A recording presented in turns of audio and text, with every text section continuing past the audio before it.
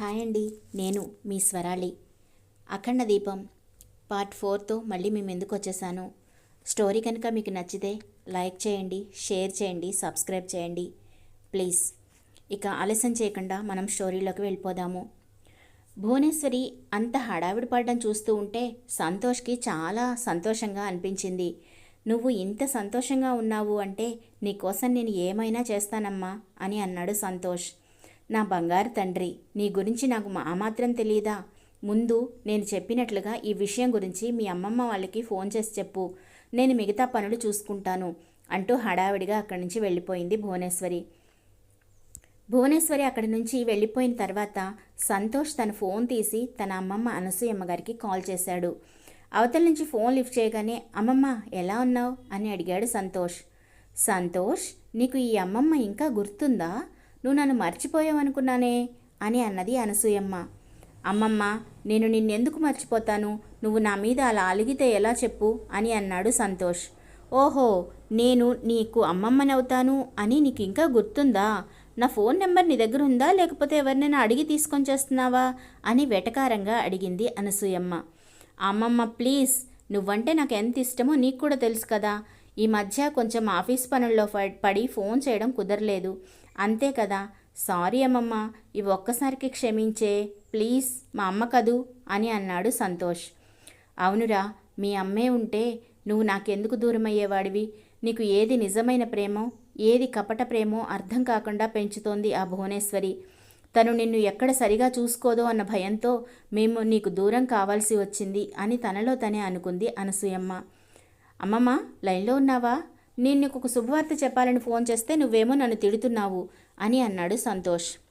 ఏంటి నాన్న, ఏంటా శుభవార్త? తొందరగా చెప్పు అని అడిగింది అనసూయమ్మ. నాకు పెళ్ళమ్మమ్మ. మా మామయ్య కూతురు సరయు ఉంది కదా, తనకు నాకు పెళ్లి చేయాలని అమ్మ నిశ్చయం చేసింది. వచ్చే నెల 15వ తారీఖున, అంటే ఇంకా 15 రోజులే ఉంది. మీరంతా బయలుదేరి వచ్చేసేయండి. మామయ్యకు కూడా నేను ఫోన్ చేసి చెప్తాను అని టకటకా చెప్పుకుంటూ వెళ్తున్నాడు సంతోష్. సంతోష్ పెళ్ళి అన్న దగ్గరే అనసూయమ్మ షాక్లో నిలబడిపోయింది.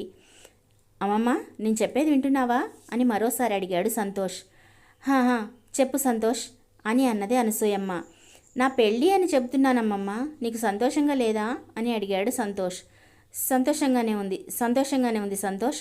నువ్వు ఇష్టపడి ఈ పెళ్లి చేసుకుంటున్నావా నాన్న అని అడిగింది అనసూయమ్మ. నా ఇష్టందేముంది అమ్మమ్మ, మా అమ్మ ఈ పెళ్లి నిశ్చయించింది. నీకు తెలుసు కదా, తన సంతోషం కోసం నేను ఏమైనా చేస్తాను అని చెప్పాడు సంతోష్. ఆ మాటకి అనసూయమ్మ దీర్ఘంగా నిట్టూర్చింది. చూడు సంతోష్, పెళ్ళి అనేది జీవితంలో చాలా ముఖ్యమైనది. మనకు జీవితాంతం తోడునీడుగా ఉండే బంధం. అలాంటి పెళ్లి విషయంలో నిర్ణయం నువ్వే తీసుకుంటే మంచిదేమో అని అన్నది అనసూయమ్మ. అమ్మమ్మ, నేను ఇప్పుడు ఆ విషయాలన్నిటి గురించి ఆలోచించాలి అనుకోవడం లేదు. అయినా నాకు ఏది మంచో ఏది చెడో మా అమ్మ కంటే ఎక్కువగా ఎవరికీ తెలియదు కదా. దయచేసి ఈ విషయంలో ఇంకేమీ మాట్లాడద్దు. పెళ్ళి ఇంకా ఎన్నో రోజులు లేదు, త్వరగా బయలుదేరి వచ్చేసేయండి అని చెప్పి ఫోన్ పెట్టేశాడు సంతోష్. సంతోష్కి అమ్మ మీద ఉన్న ప్రేమ చూసి నవ్వాలో ఏడవాలో అనసూయమ్మకి అర్థం కాలేదు. సంతోష్ జీవితంలో అంతా మంచి జరగాలి అని కోరుకోవడం తప్ప ఇక మన చేతుల్లో ఏమీ లేదు అని మెదలకుండా ఉండిపోయింది అనసూయమ్మ. ఇక మరోపక్క రాజేశ్వరి ఇంట్లో పెళ్లి పనులు మొదలు పెట్టాలని ఈవెంట్ మేనేజ్మెంట్ వాళ్ళని మాట్లాడారు. ఆ రోజు నుంచి పెళ్ళయ్యే వరకు వాళ్ళంతా అక్కడే ఉండేలాగా వాళ్ళ కోసం ఏర్పాట్లు చేశారు. ఈవెంట్ మేనేజ్మెంట్ వాళ్ళే కేటరింగ్ సర్వీస్ కూడా ప్రొవైడ్ చేస్తారు. కేటరింగ్, ఈవెంట్ మేనేజ్మెంట్ వాళ్ళంతా ఉండడానికి ఆ బంగ్లాకి బయట ఉన్న అవుట్ హౌస్ని సిద్ధం చేయించారు. ఈ రోజుల్లో డబ్బుంటే ఏదైనా నిమిషాల్లో జరిగిపోతుంది. ఆ రోజు సాయంత్రానికల్లా ఈవెంట్ మేనేజ్మెంట్ వాళ్ళందరూ ఆ బంగ్లాకి చేరుకున్నారు. ఆ రోజు సాయంత్రం పసుపు కొట్టే ప్రోగ్రాంతో ఆ ఈవెంట్ స్టార్ట్ అవుతుంది. దానికోసం అక్కడంతా అరేంజ్మెంట్ చేస్తున్నారు. ప్రభాకర్ తన భార్య మంజులతో కలిసి వచ్చేశాడు. అతనికి నిజంగా చాలా హ్యాపీగా ఉంది. తెగ హడావుడి పడిపోతూ పెళ్లి ఏర్పాట్లన్నీ చూడడం మొదలుపెట్టాడు. పసుపు కొట్టే కార్యక్రమం మొదలైంది. పెళ్ళికొడుకు పెళ్ళికూతురు ఇద్దరూ కూడా అదే ఇంటి వాళ్ళు కావడంతో 2 రోళ్లు పక్కపక్కనే పెట్టి వాటి ముందే పసుపు కొట్టడానికి అంతా సిద్ధం చేయించారు. వీడియోగ్రాఫర్లు శ్రద్ధగా వీడియో తీస్తున్నారు. సరయు మినీ స్కర్ట్ వేసుకొని వచ్చి అక్కడ కూర్చుంది. సరయు, ఇది నీ పెళ్ళి, నువ్వు ఇలా ఉండకూడదు, పద నేను నిన్ను తయారు చేస్తాను అని అన్నది మంజుల. నువ్వు నీ పాతకాలపు అలవాట్లు ఇకనైనా మారమ్మా, నాకు ఇలానే బాగుంది. అయినా ఇప్పుడు పెళ్ళి కాదు కదా, జస్ట్ పసుపు కొడుతున్నారు. దానికి ఎందుకు హడావుడి చేస్తావు అని విసుక్కుంది సరియు. పసుపు కొడుతున్నారు కాబట్టే నువ్వు పసుపు రంగు బట్టల్లో ఉండాలి సరియు. బావ పసుపు దంచిన తర్వాత ఆ పసుపు తీసుకొచ్చి నీ దోసిట్లో పోస్తాడు. ఆ పసుపుతోటే రేపు హల్దీ రోజున మంగళ స్నానాలు చేయిస్తారు. ప్రతిదానికి ఒక అర్థం ఉంటుంది అని అన్నది మంజుల.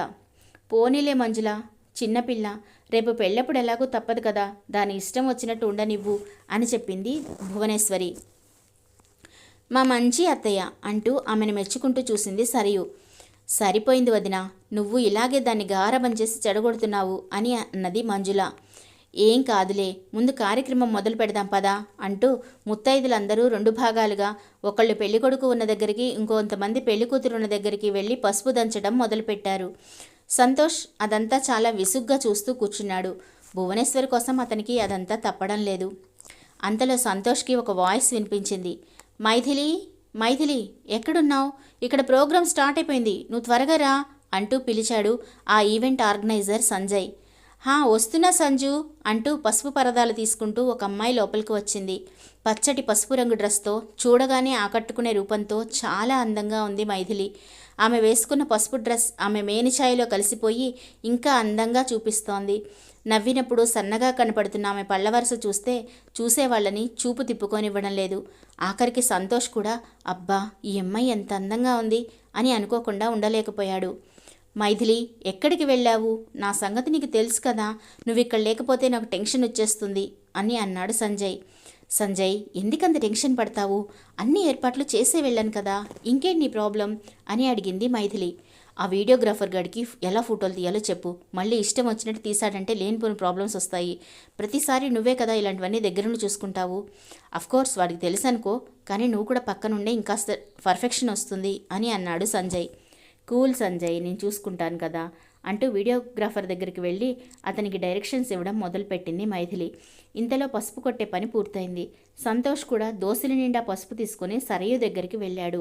సరయు తన 2 చేతులు ముందుకు పట్టి ఆ పసుపుని అందుకోబోతున్నంతలో సరయు ఫ్రెండ్ దీక్ష అక్కడికి వచ్చి హాయ్ సరయు అని పిలవడంతో సరయు తన 2 చేతులు వదిలేసి దీక్ష వైపు హాయ్ అని చేతులు ఊపడం మొదలుపెట్టింది.